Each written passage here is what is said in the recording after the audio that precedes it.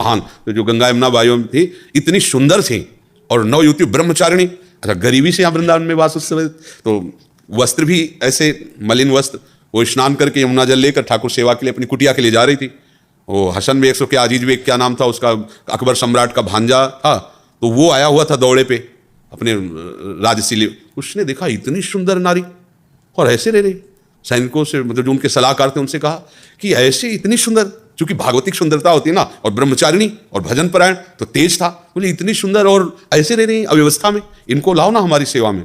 बोले सरकार ये आपकी सेवा में आने वाली नहीं है, ये भजन करने वाली विरक्त जन है, अर्थात ये किसी प्रलोभन से नहीं है। और उसका मन बिगड़ गया उनको देख करके। अब महल में गया तो उसने 2 वेश्याएं बुलाई और कहा जितना धन चाहोगे देंगे, उनको यहाँ ले आओ।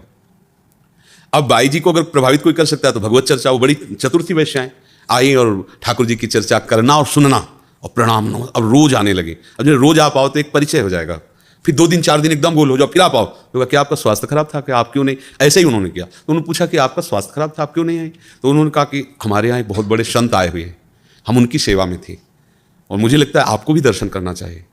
पहले उनका नहीं, सब संतों की कृपा से भजन चल रहा है वृंदावन से जाने के। बोले मथुरा पास ही तो हम लिवा चलेंगे, बहुत सुंदर चर्चा होती है, भगवत चर्चा, और आप चलो, आप देखो प्रसन्न हो जाओगे, मेरी मित्रता के कारण चलो। तो संत हृदय उनका स्वीकृति दे दी। नई अवस्था थी, भजन में डूबी हुई।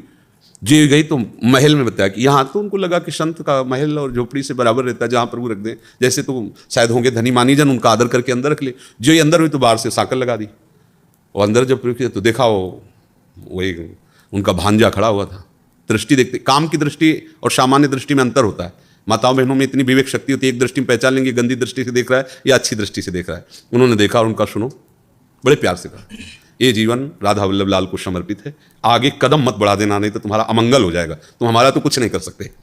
और वो राज वैभव से, अब उसको कोई भय थोड़ी था, कोई ज्ञान तो था नहीं। जे आगे बढ़ा, आँख मूंदा, श्री हरिवंश श्री हरिवंश श्री हरि। सामने बबर शेर प्रकट हो गया, दहाड़, बेहोश हो गया, पैजामा गीला हो गया उसका। और बाई जी अंतर ध्यान यहाँ वृंदावन में अपनी कुटिया में, बहुत बार ऐसा भयानक भय, वो आँख खोले तो डरे, आँख खोले तो डरे।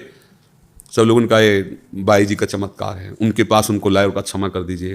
उनका नहीं, हमें कोई रोष नहीं है, ये तुम्हारी वृत्ति थी, गंदी व्यक्ति तुम्हारी वृत्ति थी, पर हम ये जरूर कहेंगे कि जो भजन करने वाले जन है, आप शासक हो, आप इनको ऐसी दृष्टि से मत देखो, जाओ भगवान तुम्हारा मंगल। तो उनका कुछ भेंट ले, उनका नहीं, हमें भेंट की जरूरत नहीं, तुम ऐसा न समझो कि हम गरीब हैं, परम धन राधा नाम हमारे पास, हमको ये तुम्हारे सोना चांदी इन सबसे कोई, तो भगवान रक्षक है।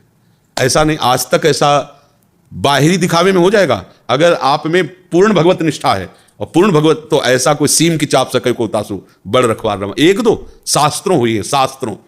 पति विरोध में हो गया मान सिंह के भाई माधव सिंह, श्री रत्नावती जी की, जो भगवत भक्ति में उतरी तो वही विरोध कर दिए, मोड़ मुड़ा के संतों के बीच में बैठ गई, रानी थी। अब तो बड़ी इज्जत की बात, तो जंगली शेर पिंजड़े में बंद करवा करके, और ठीक रानी जहाँ ठाकुर जी की सेवा कर रही थी वहीं दरवाजे पे छोड़ा गया।